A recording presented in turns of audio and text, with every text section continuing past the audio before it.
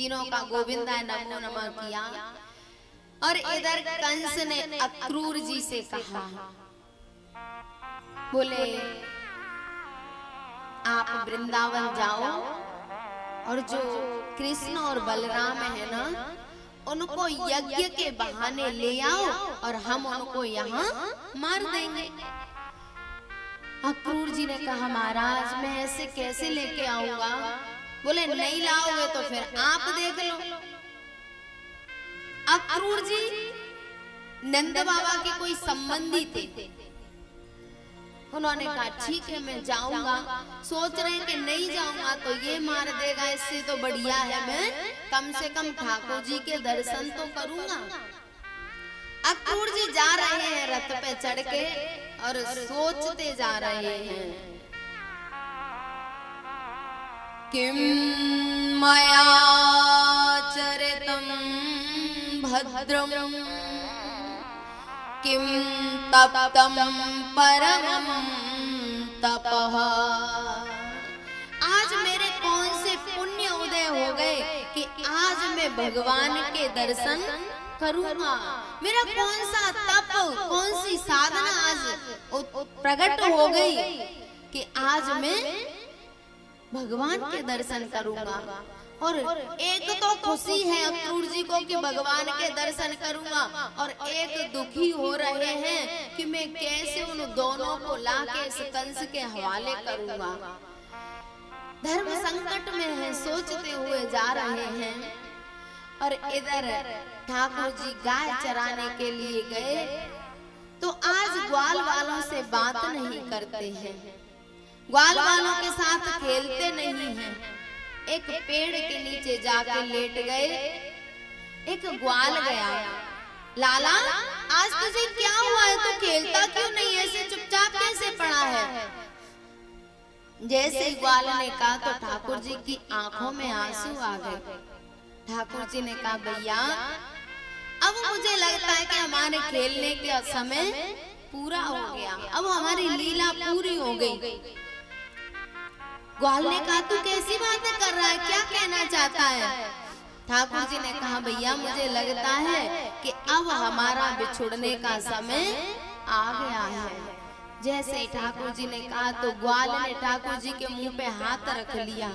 नहीं लाला तू ऐसे मत बोल, हम तेरे बिना जिंदा नहीं रह सकते, और तू कहाँ जाएगा हमें छोड़ के? ठाकुर जी ने कहा,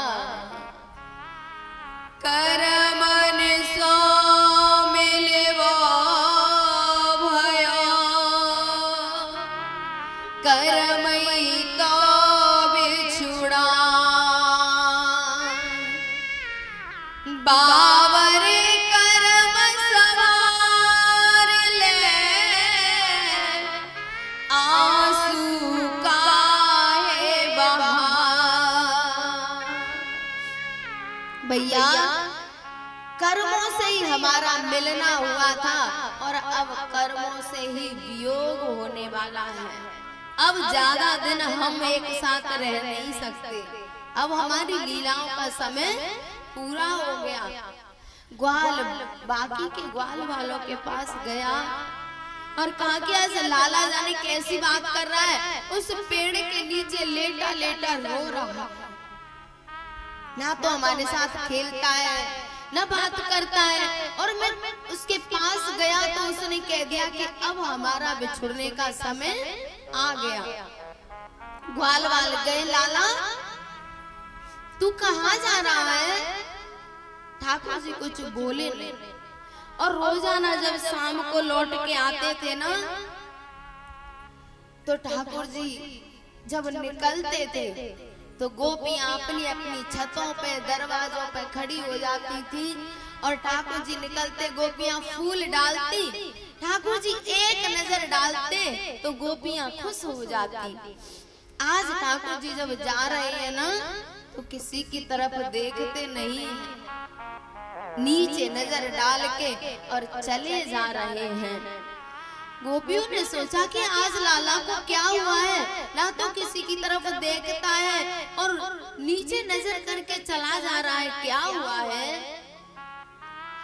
दोनों भैया गौशाला में पहुंचे और अक्रूर जी गौशाला में ही पहुंच गए। दोनों ने प्रणाम किया। अक्रूर जी सोचते जा रहे थे कि जब तो मेरे पास आएंगे तो उन दोनों को मैं गले से लगा लूंगा, उनको प्रणाम करूंगा और उनको नहीं, उनके साथ जितने भी ग्वाल वाल होंगे सबको मैं प्रणाम करूंगा। भैया जैसे ही गौशाला में अक्रूर जी पहुंचे तो दोनों ने प्रणाम किया। अक्रूर जी ने दोनों को गले से लगाया और ठाकुर जी ने कहा, काका हमें पता है आप क्यों आए हो, लेकिन मेरी मैया से अभी कुछ कहना मत। अक्रूर जी ने कहा, ठीक है नहीं कहूंगा। और भोजन प्रसादी पाके सभी सो गए और उन गोपियों को आभास हो गया कि कल लाला जाने वाला है, अक्रूर जी उसको लेने आए हैं। यशोदा मैया के दरवाजे पर आके गोपियां रोने लग गई।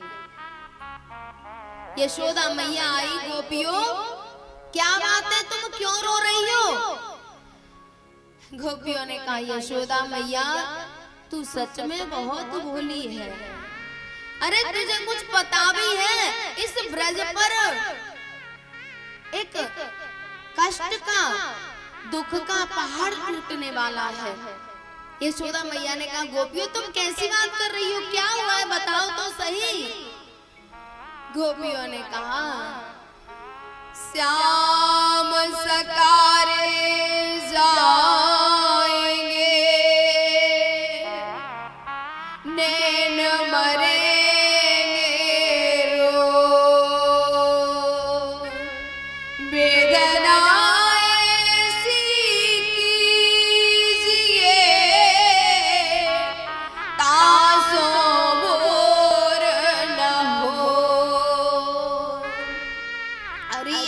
मैया हमारा लाला सुबह हमें छोड़ के चला जाएगा और तुझे कुछ पता भी नहीं है।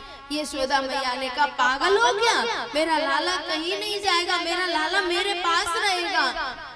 गोपियों ने कहा, मैया तू सच में बहुत भोली है, तुझे कुछ पता ही नहीं है।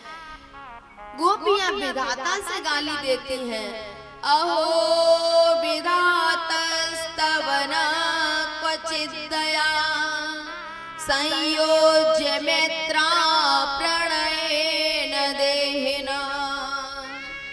अरे विधाता तूने इस सृष्टि की रचना तो की, पर सच में तुझ पे तरीका नहीं है। तुझे जब बिछुड़ाना था तो मिलन क्यों कराया, तू संयोग करा देता है और हम लोगों की तृप्ति नहीं हो पाती तब तक तू वियोग भी करा देता है। एक गोपी ने कहा, अब हम क्या करें, ठाकुर जी तो सुबह चले जाएंगे। दूसरी बोली कि हम ठाकुर जी को मनाएंगे, हम उससे कहेंगे कि तू कहीं नहीं जाएगा। एक गोपी बोली कि हमारे बूढ़े बड़ों के सामने हमारी क्या चलेगी। गोपी बोली, भाड़ में जाए बूढ़े बड़े, जब हमारा परमात्मा ही चला जाएगा तो मेरे बूढ़े बड़ों का क्या करेंगे। निवारयाम समुपेत्य माधवं किं नो करिष्यन् कुलवृद्धबान्धवा। नहीं बहन, मैं तो जाके ठाकुर जी से कहूंगी कि आप कहीं मत जाओ और बूढ़े बड़े बैठे होंगे तो बैठे रहेंगे, मुझे इस बात की लज्जा नहीं है। और वो गोपियां ठाकुर जी के वियोग की कल्पना करके रोने लग गई, अपनी लाज शर्म छोड़ के जोर जोर से रोने लगी। विसृज्यलज्जामृदुस्वसुरं गोविंद दामोदर माधवेति। गोपियां हे कृष्ण हे माधव ऐसे कर कर के जोर जोर से रोने लगी। यशोदा मैया लाला के पास गई, लाला तू कहीं जा रहा है? ठाकुर जी ने कहा, नहीं मैया, मैं तुझे छोड़ के कहाँ जाऊंगा, नहीं लाला, तू मुझसे झूठ बोल रहा है, तू जा रहा है। अरे मैया मैं कहीं नहीं जा रहा, तुझसे किसने कहा? मैया ने कहा लाला सारे ब्रज में हल्ला है, सब गोपियां दरवाजे पे बैठ के रो रही हैं और तू कह रहा है कि मैं कहीं नहीं जा रहा। ठाकुर जी ने कहा मैया तू चल, और मैं कहीं नहीं जा रहा। मैया को ठाकुर जी उसके कक्ष में कर आए और मैया दोबारा से आ गई। लाला तू मुझे सही बता दे, तू कहीं जा रहा है? ठाकुर जी ने कहा मैया मैं कहीं नहीं जा रहा, तू जाके सो जा। मैया ने कहा लाला अब मुझे नींद नहीं आ रही, मुझे लग रहा है कि तू अब जाने वाला है। मन है व्याकुल नयन सजल है, कैसी बेला आई हो, सूरज के संग डूब रहा मन, कैसी कठिन विदाई हो। कृष्ण की लीला कृष्ण की बातें जाए नहीं बिसराई हो। मैया मैया की वह प्रतिध्वनि पल पल पड़त सुनाई हो। मैया ने लाला से कहा लाला मैंने तुझे एक बार ऊखल से बांध दिया था, तू दिन भर बना रहा और मैं यमुना जल लेने चली गई, हो सके तो मेरी उस गलती को माफ कर देना। लाला ने कहा मैया तू ये कैसी बात कर रही है? अरे मैया कनुआ तेरो ऋणी कहावे, मैं तो तेरे प्यार का जीवन भर ऋणी रहूंगा, और तू ये कैसी बात कर रही है? मैया जब सुबह हुई तो मैया ने लाला को स्नान कराया, चोटी गूंथी, श्रृंगार किया, और जैसी प्रसन्नता रोज रहती थी आज मैया के मन में प्रसन्नता नहीं है। सारे ब्रजवासी यशोदा मैया के दरवाजे पे खड़े हैं, रो रहे हैं। मैया ने लाला से कहा लाला मुझे पता है तू अब लौट के नहीं आएगा। नहीं मैया मैं तो परसों ही आने वाला हूँ। नहीं लाला जब तू छोटा सा था ना तो एक बाबा मेरे घर आए थे और उन्होंने बताया था कि तुम्हारा लाला बड़ा होके बहुत बड़ा राजा बनेगा। अब मुझे लगता है कि तेरा राजा बनने का समय आ गया, अब तू वापस नहीं आएगा। पर तू एक काम करना, जब तू राजा बन जाए ना तो मुझे और अपने नंद बाबा को अपने महल में कोई दासी दास बना लेना, क्योंकि हम तेरे बिना जिंदा तो रह नहीं सकते और हम किसी से नहीं कहेंगे कि ये हमारा लाला है। ठाकुर जी ने मैया के हाथ पकड़े और कहा मैया तू कैसी बात कर रही है? अरे माँ मैं तो तेरे प्यार को कभी जीवन में नहीं भूल सकता। सब ग्वाल वाल ठाकुर जी से प्रार्थना कर रहे हैं कि मत जाओ मत जाओ। जैसे ठाकुर जी रथ पे चढ़ने के लिए बाहर निकले तो सब हाथ जोड़ के प्रार्थना कर रहे हैं। कृष्ण का जिस दम गमन मथुरा की तरफ होने लगा, धरती का सीना फट गया और आसमान रोने लगा। सब वाल वाल ठाकुर जी से प्रार्थना कर रहे हैं मैया यशोदा मैया मूर्छित हो जाती है। ठाकुर जी होश में लाते हैं और कहते हैं मैया देख तेरा लाला तेरे सामने खड़ा है, कहीं गया नहीं। जब आंखें खोलती है तो दोनों आंखों से आंसू बह जाते हैं। लाला तू मुझे अब भी बहला रहा है। और जैसे ही ठाकुर जी रथ पे बैठे तो सब गोपी ग्वाल ठाकुर जी से प्रार्थना कर रहे हैं। जा रहे हो तो जाओ कन्हैया, लेकिन इतना रहम करते जाओ। दिल तो पहले ही ले तुम चुके हो, साथ प्राणों को भी लेते जाओ। ना जा रे ना जा रे ना जा रे ना जा रे, यूं मुझे छोड़ के दिल मेरा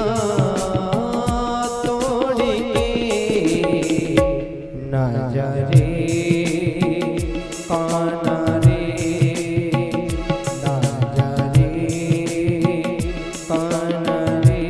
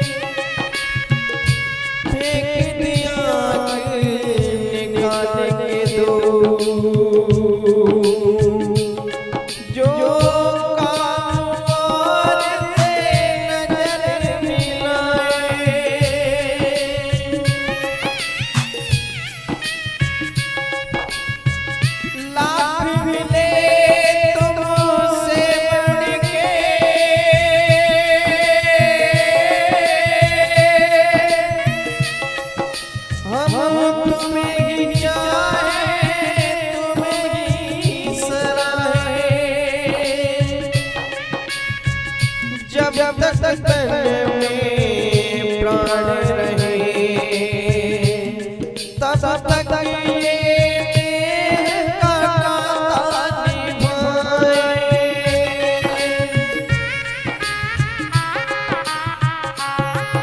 नहीं चित लगाना चरित्र सुना, वे श्याम सुंदर को जानिया,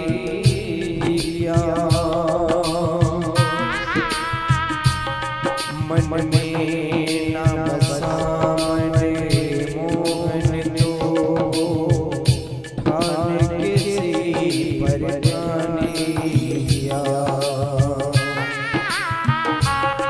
जिसे बंदर ने इमोनी चखी, वो स्वाद सुधा पहचानिया, जिसने कभी प्रेम किया ही नहीं, वो प्रेम किया हो जानिया,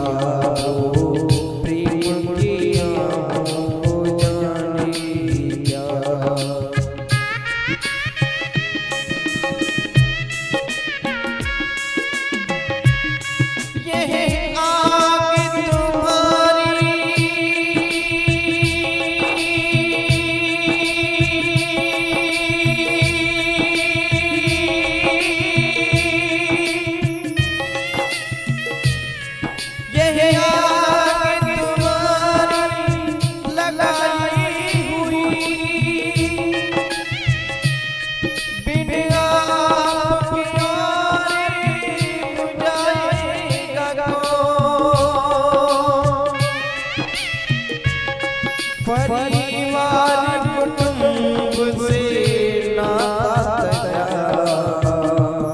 उनमें हमको अपनाएगा कौन।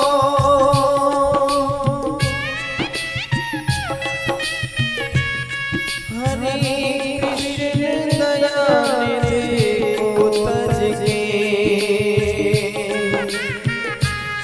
दुखियों पे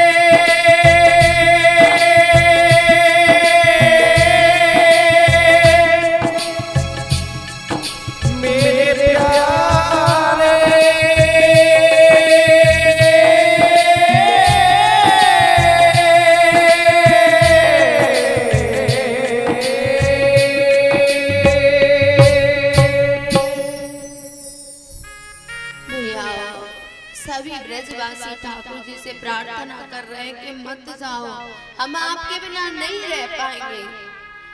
थोड़ा सा आगे रथ पहुंचा और रुक गया तो ग्वाल वालों ने समझा कि इनका मन बदल गया होगा, अब नहीं जा रहे होंगे। दौड़ के पहुंचे वही रथ के पास तो देखा गोपियां रथ के सामने लेट गई हैं। उन्होंने कहा कि आप चले जाओगे तो हम जिंदा तो रह नहीं पाएंगे, इससे बढ़िया है इस रथ को हमारे ऊपर होके निकाल ले जाओ और चले जाओ।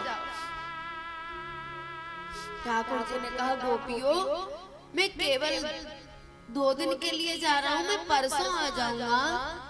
गोपियों ने कहा लाला अब तेरी बातों में आने वाले नहीं है, तू ये मीठी झूठी साची बातें बना बना के हमें खूब पागल बनाता रहा, लेकिन अब हमारी समझ में आ गया कि अब तू वापस नहीं आएगा।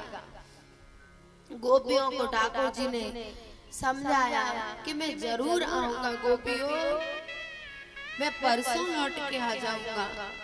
और भैया श्री जी तो ठाकुर जी के पास आई भी नहीं, दूर से ही रथ को प्रणाम कर लिया, पास नहीं आई। किसी ने पूछा कि आप क्यों नहीं जा रही हो?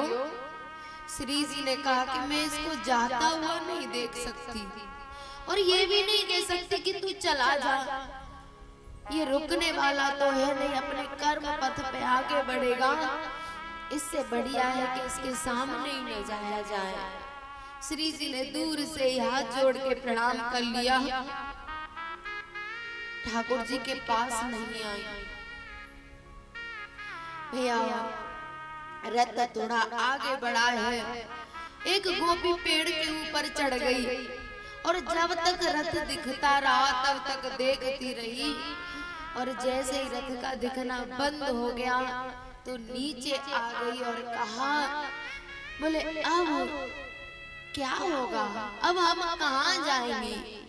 और प्यारे वो गोपियां लौट के घर नहीं गई, जहाँ ठाकुर जी छोड़ गए वहीं पर पड़ी रही, अपने घर लौट के नहीं गई। रथ आगे बढ़ा और इधर अक्रूर जी को चिंता हो रही थी कि मैं कैसे इन दोनों को कंस के हाथों में जाके दे दूं, क्योंकि कंस तो इनको मार डालेगा। धर्म संकट में थे, सोचते हुए जा रहे थे। अक्रूर जी ने कहा कन्हैया यदि आपका आदेश हो तो मैं थोड़ा स्नान कर लूं यमुना जी में। बोले हाँ काका। अक्रूर जी स्नान करने यमुना जी में उतरे और जैसे ही डुबकी लगाई तो कृष्ण और बलराम दोनों यमुना जी में दिखाई दे रहे हैं। अक्रूर जी ने जल्दी से अपना सिर यमुना जी के बाहर निकाला और देखा तो दोनों रथ पे बैठे हुए हैं। फिर यमुना जी में डुबकी लगाई तो दोनों अंदर बैठे हुए हैं। अक्रूर जी समझ गए कि इनको मारने वाला कोई पैदा ही नहीं हुआ, इनको कंस नहीं मार सकता, क्योंकि ये तो साक्षात परमात्मा है। और भैया अक्रूर जी के मन का जो दुख था थोड़ा सा हल्का हुआ, और जैसे ऊपर निकले तो ठाकुर जी और बलराम दोनों आपस में मुस्कुरा रहे थे। उनको पता था कि काका बहुत धर्म संकट में है, और अब उन्होंने दोनों जगह यहाँ वहाँ दुई बालक देखा। मत ब्रह्म मोर के आन विशेषा। जब अक्रूर जी ने दोनों जगह एक ही समय पे दर्शन किए तो वो समझ गए कि इनको कोई मारने वाला नहीं है। बोल बंसी वारे की, वो राधा